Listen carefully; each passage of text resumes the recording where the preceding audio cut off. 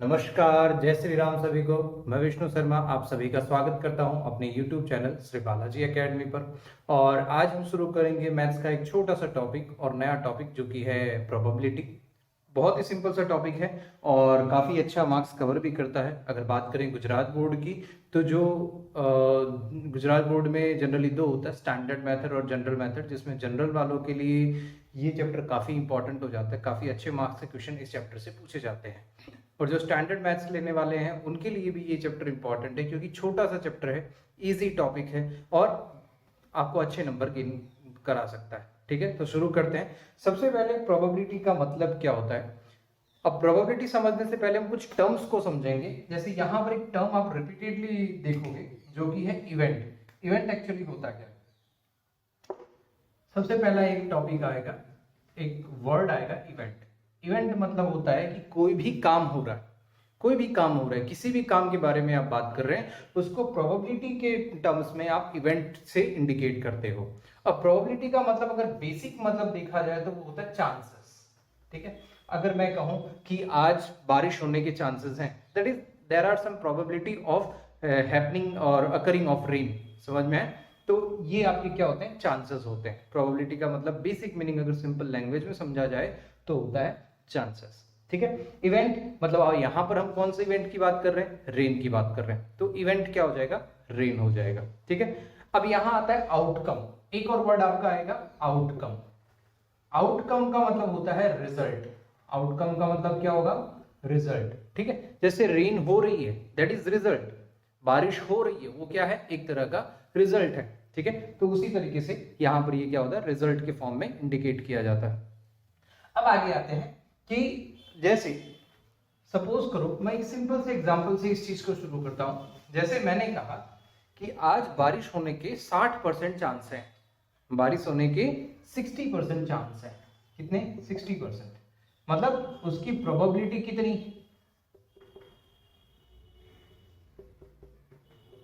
60%। तो मतलब बाकी के जो 40% क्या, मतलब वो बारिश नहीं होगी। समझ में? हम श्योर नहीं है कि 100% होगा ही नहीं होगा, बिकॉज वी डोंट नो। ठीक है, तो हम कह रहे हैं कि लगभग लगभग 60% चांसेस हैं कि बारिश होगी। ठीक है, मतलब 40% के चांसेस हैं कि बारिश नहीं होगी, क्योंकि कोई भी इवेंट होता है वो हमेशा अपने आप में कितना होता है, 100% होता है।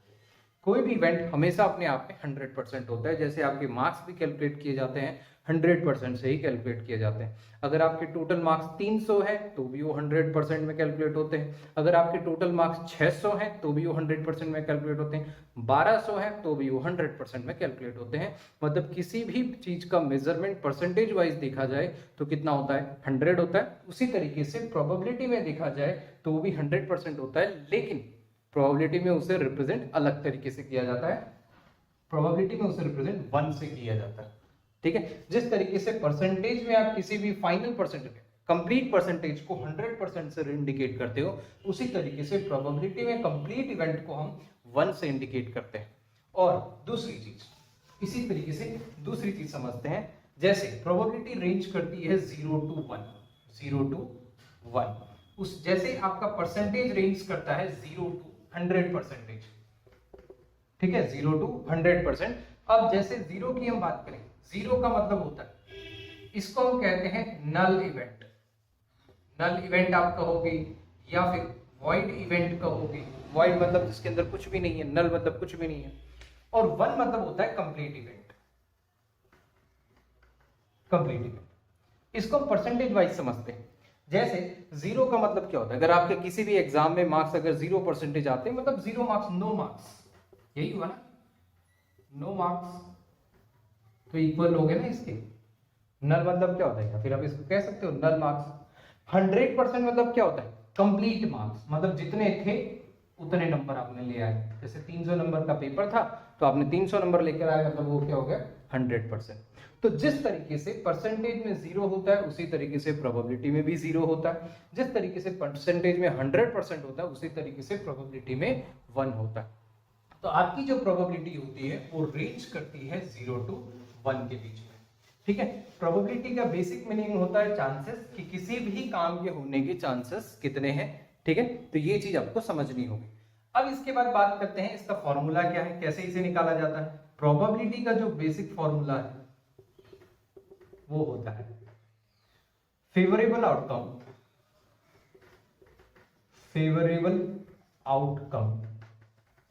Upon total outcome, favourable outcome upon total outcome. अब आउटकम का मीनिंग तो मैंने आपको थोड़ी देर पहले बताया था कि रिजल्ट होता है, लेकिन ये फेवरेबल वर्ड जो होता है इसका मीनिंग क्या होता है। फेवरेबल मतलब जिस बारे में आपको पूछा गया है उसका फेवरेबल आंसर क्या है। जैसे मैंने आपसे कहा कि आज बारिश होने के चांसेस कितने, तो आपने क्या बोला 60%, तो जो 60% है दैट इज योर फेवरेबल। समझ आया। अगर मैंने कहा कि आज बारिश होने के चांसेस कितने हैं और आपने सवाल का जवाब दिया कि 60% चांसेस हैं, तो 60%, उस सवाल का जवाब क्या था 60%, तो 60% इज अवर फेवरेबल आउटकम। और टोटल आउटकम क्या होगा भाई, टोटल परसेंटेज में वैल्यू कितनी होती है 100, तो आपका क्या हो जाएगा 100 जो हो जाएगा वो टोटल आउटकम हो जाएगा। समझ आया। तो कोई भी इवेंट की अगर आप बात करते हो तो जो आपको क्वेश्चन पूछा गया है दैट इज योर फेवरेबल, और जो टोटल पॉसिबिलिटीज होती हैं उसको हम क्या कहते हैं टोटल आउटकम। ठीक है, आई होप ये आपको समझ में आ गया होगा। इसको सिंपल आप याद रख सकते हो, फेवरेबल अपॉन टोटल। प्रोबेबिलिटी का जो फॉर्मूला होता है वो फेवरेबल अपॉन टोटल, हालांकि बुक में इसको अलग तरीके से इंडिकेट किया गया, फेवरेबल आउटकम ऑफ इवेंट ई। और प्रोबेबिलिटी को हम रिप्रेजेंट करते हैं पी ऑफ ई से, पी ऑफ ई से। इसका मीनिंग क्या होता है, इसका मीनिंग होता है probability of event E, probability of event ई। ठीक है, अब आप कहोगे सर यहाँ पर ई ही क्यों लिखा गया, ए बी सी डी क्यों नहीं लिखा गया। आप कुछ भी ले सकते हो, लेकिन यहाँ पर इवेंट का जो फर्स्ट लेटर होता है वो ई होता है, इसलिए यहाँ पर ई लिखा जाता है। आप चाहो तो ए लिख सकते हो, अगर आप इवेंट को ए मानते हो तो आपका यहाँ पर ए भी लिखा जा सकता है, बी भी लिखा जा सकता है, सी भी लिखा जा सकता है, जो आप लिखना चाहो वो लिख सकते हो। ठीक है, तो यहाँ पर फिर आपके बुक के अंदर हो जाएगा फेवरेबल ऑफ आउटकम ऑफ, ठीक है, आउटकम ऑफ इवेंट ई। ठीक है, इस तरीके से, और टोटल आउटकम ऑफ इवेंट ई, इस तरीके से आपका फॉर्मूला है। आपको सिंपल याद रखना फेवरेबल अपॉन टोटल। ठीक है, ज्यादा उसको दिमाग में नहीं लेना, समझना है बस चीजों को। ठीक है, अब आगे बढ़ते हैं। जैसे एक सिंपल एग्जांपल से हम इस चीज को समझते हैं। मान लो कि हमारे पास एक कॉइन, ठीक है, अब एक कॉइन के दो फेस होते हैं, एक कॉइन होगा उसके दो फेस होंगे, एक तो आपका हेड वाला पोर्शन होगा, एक आपका टेल वाला पोर्शन होगा। ठीक है, जब आप उसे टॉस करोगे तो दो ही पॉसिबिलिटीज आपकी हो सकती हैं कि या तो हेड आ सकता है या टेल आ सकता है, ऐसा तो है नहीं। ठीक है भाई, आप क्या नाम है शोले मूवी की तरह तो करोगे नहीं कि भाई वो आधा जो है खड़ा रह जाएगा, वैसा पॉसिबल नहीं है। तो या तो आपका हेड आएगा या टेल आएगा, दो ही प्रोबेबिलिटीज आपके पास अवेलेबल होती हैं। समझ में आया। तो अगर आपको कहा जाए कि किसी भी एक सिक्के को अगर, हाँ एक वर्ड यहां पर और आता है फेयर कॉइन। फेयर कॉइन मतलब होता है जो रेगुलर यूज में आने वाली चीजें हैं, जिस तरीके से रेगुलर चीजें की जाती हैं उसी चीजों की हम बात कर रहे हैं। ठीक है, अब आप कहोगे सर रेगुलर का मतलब क्या होता है, जैसे कॉइन है तो कॉइन हम उस कॉइन की बात करते हैं जो हम जनरली यूज में लेते हैं। ऐसा नहीं कि आपने खुद का कोई कॉइन बना लिया, ठीक है, उस कॉइन की हम बात नहीं करते। या फिर एक ऐसा कॉइन जिसके आगे पीछे कुछ भी नहीं आपने मिटा दिया और फिर आपने कहा कि नहीं इसमें तो न तो हेड आ रहा है ना टेल आ रहा है, तो ऐसी चीजों को हम कंसिडर नहीं करते, हम फेयर कॉइन को कंसिडर करते हैं। जैसे फेयर कॉइन, फेयर डाइस, ठीक है, तो उस तरीके से चीजों को हम कंसिडर करते हैं। अगर मान लो कि क्वेश्चन आपको पूछा जाए कि एक फेयर कॉइन है, उसको आपने टॉस किया तो हेड आने की प्रोबेबिलिटी कितनी है। ठीक है, क्या आने की, हेड आने की। तो प्रोबेबिलिटी ऑफ इवेंट ई हो जाएगा, सबसे पहले तो हमारा क्या हो जाएगा फेवरेबल अपॉन टोटल। जब भी आप इस तरह के क्वेश्चन सॉल्व करते हो तो ये फॉर्मूला बार बार लिखें जिसकी वजह से आपको ये याद हो जाए। ठीक है, एग्जाम में भी ये हैबिट डालनी है, जब भी आप किसी भी क्वेश्चन को सॉल्व करते हो तो ये पूरा फॉर्मूला लिखें, ऐसा नहीं कि सीधा आंसर करना स्टार्ट कर दिया। Favourable outcome upon total outcome. ठीक है, अब फेवरेबल, फेवरेबल मतलब क्या पूछा गया क्वेश्चन में, किसके बारे में पूछा गया, हेड के बारे में पूछा गया। भाई एक हेड है और एक टेल है, तो हेड एक ही बार आ सकता है ना, दो बार तो हेड आ नहीं सकता। हाँ ये पॉसिबल हो सकता है कि आपने दो बार टॉस किया और दोनों बार हेड आया, ये पॉसिबल हो सकता है, लेकिन यहाँ पर हेड तो हमारे पास एक ही अवेलेबल है ना, हेड तो एक ही अवेलेबल है, एक टेल अवेलेबल है। ठीक है, तो देखो फेवरेबल हेड के बारे में पूछा गया तो हेड कितना आएगा, एक। अब टोटल क्या पॉसिबिलिटीज है, टोटल क्या क्या चीजें हमारे पास अवेलेबल है, टोटल हेड भी है टेल भी है, मतलब दो चीजें अवेलेबल है, दो में से एक आपका हेड हो गया और बाकी टेल हो गया। जैसे मैंने अभी थोड़ी देर पहले आपको बताया था कि 60% चांसेस है बारिश होने के, ठीक है। तो हमने फेवरेबल में क्या लिखा 60 और टोटल में हमने क्या लिखा 100, क्योंकि टोटल तो 100 पॉसिबिलिटीज होती है ना, टोटल तो 100% हमारे पास अवेलेबल होता है, इसलिए 60/100 हमने लिखा था। यहाँ पर भी हमारे पास एक हेड है और एक टेल है, तो टोटल क्या हो गए, दो चीजें हो गई हमारे पास। उसमें से हमें किसके बारे में पूछा गया है, हेड के बारे में पूछा गया है, तो हमने यहाँ क्या लिखा, हेड क्या प्रोबेबिलिटी क्या लिखा 1, आउटकम क्या हो गया हमारा 1 और नीचे हमारा हो गया 2। तो इस तरीके से आपका प्रोबेबिलिटी ऑफ इवेंट ई बन गया 1/2, ठीक है। तो ये तो सिंपल सा क्वेश्चन। लेकिन अगर बात करो हम 2 कॉइन की बात करें, 2 कॉइन की बात करें, मान लो कि हमारे पास 2 कॉइन्स है, ठीक है। तो 2 कॉइन्स में क्या क्या प्रोबेबिलिटीज पॉसिबल है देखते हैं भाई। अब मैं उसको हेड को एच से रिप्रेजेंट करूंगा और टेल को टी से रिप्रेजेंट करूंगा। भाई पहला कॉइन है उसके पास हेड और टेल है, दूसरा कॉइन है उसके पास भी हेड और टेल, ठीक है। दोनों कॉइन में एक बार हेड एक बार टेल, एक बार हेड और एक बार टेल। तो जब मैं पहली बार उछालूं, मतलब हम दोनों कॉइन को साथ में उछालेंगे, कंडीशन क्या है, दोनों कॉइन को हम साथ में उछालेंगे।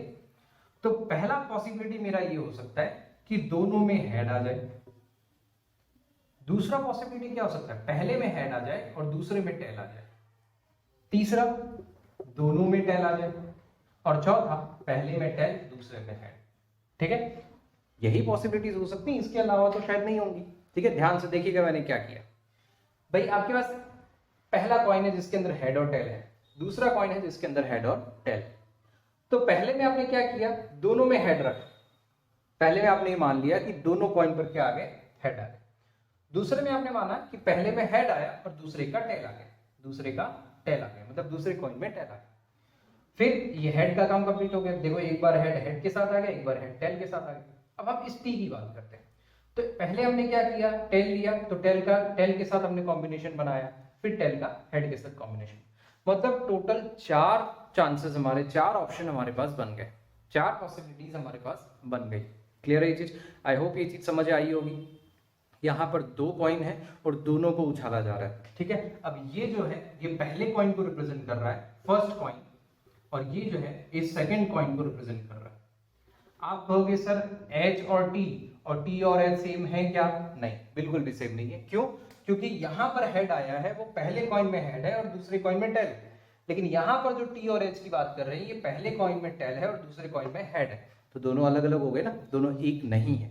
क्योंकि हम जनरली ऐसा मानते हैं 2+3 लिखो या फिर 3+2 लिखो तो ये सेम होता है। तो क्या इनको भी लिखकर हम सेम कर सकते हैं, नहीं, ऐसा नहीं कर सकते। हर जगह चीजें अलग अलग होती हैं, सब जगह एक ही रूल काम नहीं करता, ठीक है। अब आगे बढ़ते हैं।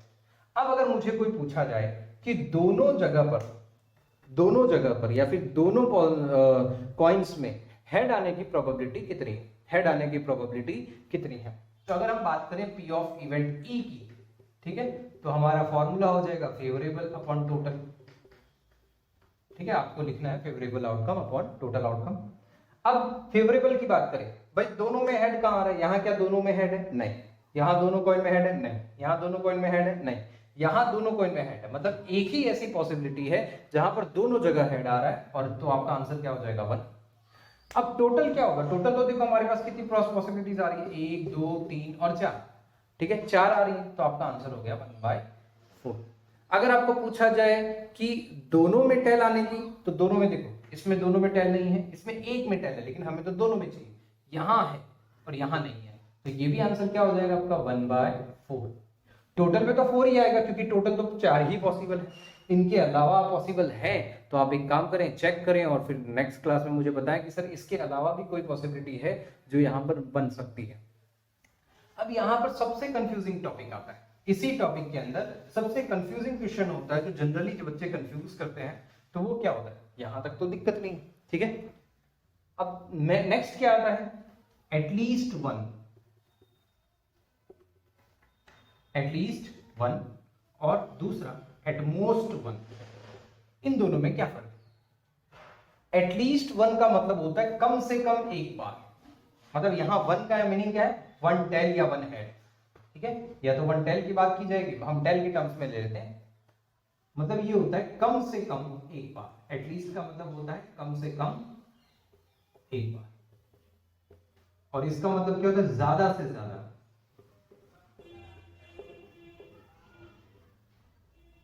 ठीक है।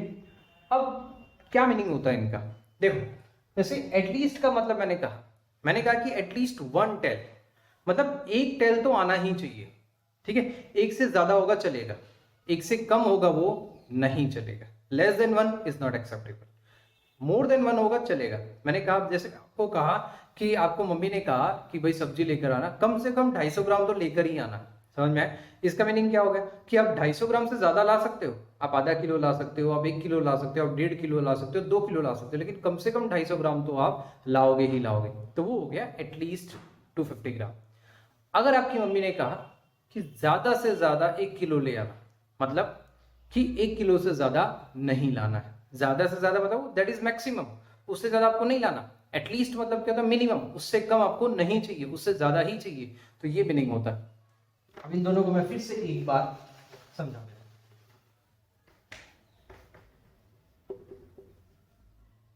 एटलीस्ट वन का मतलब होता है more than one, more than one, and not less than one, not less than one. अब अगर आपको कंफ्यूज नहीं होना तो आप इतना ही याद रखो, मोर देन वन, ठीक है। एट मोस्ट की बात करें, एट मोस्ट वन की अगर हम बात करें तो less than one, less than one. At most मतलब एक से फिर कम होना चाहिए, एटलीस्ट मतलब एक से ज्यादा, लीस्ट मतलब, एटलीस्ट मतलब क्या, वन जो है वो कम है, उससे ज्यादा हमें चाहिए, ठीक है। एट मोस्ट वन मतलब वन ज्यादा है, हमें उससे कम चाहिए, तो लेस देन वन, ठीक है। अब इसको क्वेश्चन में कैसे आते हैं, इसके क्वेश्चन किस तरीके से आते हैं वो समझने की कोशिश करते हैं। जैसे ध्यान से देखो, मैंने कहा क्वेश्चन में पूछा कि आपको एक एटलीस्ट वन हेड चाहिए, एटलीस्ट वन हेड आए, उसकी क्या प्रोबेबिलिटी, ठीक है। तो देखो हमें एटलीस्ट वन बोला, यानी वन से ज्यादा होगा चलेगा, वन से कम नहीं चलेगा। तो देखो यहां पर आपके पास दो हेड है, मतलब ये चलेगा, क्योंकि हमने तो एटलीस्ट वन बोला है, मतलब एक से ज्यादा होगा चलेगा। यहां पर एक हेड है, मतलब ये चलेगा। यहां पर एक भी हेड नहीं है, मतलब ये नहीं चलेगा। यहां पर एक हेड है तो भी चलेगा, समझो। एटलीस्ट वन मतलब कम से कम एक तो होना ही चाहिए, एक या एक से ज्यादा, ठीक है। तो यहां देखो प्रोबेबिलिटी आपकी क्या बन जाएगी, प्रोबेबिलिटी ऑफ इवेंट ई आपका ये बन जाएगा favourable upon total, favourable upon total. तो फेवरेबल आपके कितने हो गए, 1 2 और ये 3, और टोटल तो अगेन क्या है 4, टोटल तो क्या है 4, ठीक है। तो ये चीजें आपको ध्यान रखनी है, ठीक है। अब इसी तरीके से आगे बात करते हैं। जैसे मान लो अगर यही टेल के टर्म्स में बोला होता तब भी यही आंसर होता, बस थोड़ी सी चीजें चेंज हो जाती। Probability of eventing at least one tail मतलब कम से कम एक तो होना चाहिए, एक से ज्यादा होगा चलेगा, ठीक है। तो यहाँ एक भी नहीं है, मतलब ये नहीं चलेगा, ये चलेगा, ये चलेगा, ये चलेगा, मतलब यहाँ भी आंसर क्या हो जाएगा 3/4। अब हम बात करते हैं एटमोस्ट वन टेल की, ठीक है। अभी हो गया एटलीस्ट, और ये हम बात करेंगे एटमोस्ट वन टेल की बात। एटमोस्ट मतलब एक तो चलेगा, एक से कम भी चलेगा, एक से ज्यादा नहीं चलेगा, एक से ज्यादा नहीं चलेगा, ठीक है। तो at most probability of event E, देखो एटमोस्ट वन टेल मतलब ज्यादा से ज्यादा एक टेल होना चाहिए, यहां एक भी नहीं है तो क्या ये चलेगा, ठीक है। एटमोस्ट वन टेल मतलब एक से ज्यादा आपके पास नहीं होना चाहिए, एक से कम होगा चलेगा, एक या एक से कम होगा चलेगा। तो एक से कम है तो ये चलेगा, यहां पर एक है चलेगा, यहां दो है तो हमें तो क्या बोला at most one tail, at most one tail मतलब दो हो गए ना, लेकिन हमारा तो मैक्सिमम क्या था 1, तो ये क्या हो जाएगा, ये नहीं चलेगा। और ये देखो 1 है यानी ये भी चलेगा, मतलब आंसर वही आना है 3/4। लेकिन ये क्वेश्चन आपको कई बार कंफ्यूज करते हैं, इसलिए इस चीज का ध्यान रखें, ठीक है। और इस तरह के क्वेश्चन आपको ध्यान रखना है, इस चीज का आई होप ये चीजें आपको समझ आ गई होगी। फिर से मैं एक बार एटलीस्ट और एटमोस्ट है उनको एक बार रिवाइज कर देता हूं। जैसे एटलीस्ट वन, इसका मतलब 1 और मोर देन 1, मोर देन 1, ठीक है। एट मोस्ट 1 मतलब ये हो जाएगा 1 और लेस देन 1। यहाँ कुछ भी हो सकता है, 2 भी हो सकता है, तो यहाँ 2 आ जाएगा, यहाँ 2 आ जाएगा, ठीक है। जैसे मान लो यहाँ मैंने 2 लिखा तो यहाँ में 2 आ जाएगा, यहाँ में 2 आ जाएगा, ठीक है, जो भी यहाँ नंबर होगा वो वहां पर भी रिफ्लेक्ट होगा। ठीक है, तो ये था आपका एटलीस्ट और एटमोस्ट वाला कॉन्सेप्ट जो आपको समझना है, सीखना है। ठीक है, तो ये चीजें थी प्रोबेबिलिटी। इसके बाद आपके प्रोबेबिलिटी के अंदर क्वेश्चंस आएंगे जो डाइस वाले क्वेश्चन होंगे, जो डाइस आप यूज करते हो, जो आप लूडो खेलते हो उसमें जो डाइस होता है। ठीक है, मैं उम्मीद करता हूँ आप में से कई लोगों ने फिजिकल लूडो जो आपकी मोबाइल में आता है वो नहीं, फिजिकल लूडो भी आपने खेला होगा, उसके अंदर आपने डाइस देखा होगा जो कि आपका एक स्क्वायर शेप होता है, उसके अंदर 6 अलग अलग नंबर्स लिखे हुए होते हैं।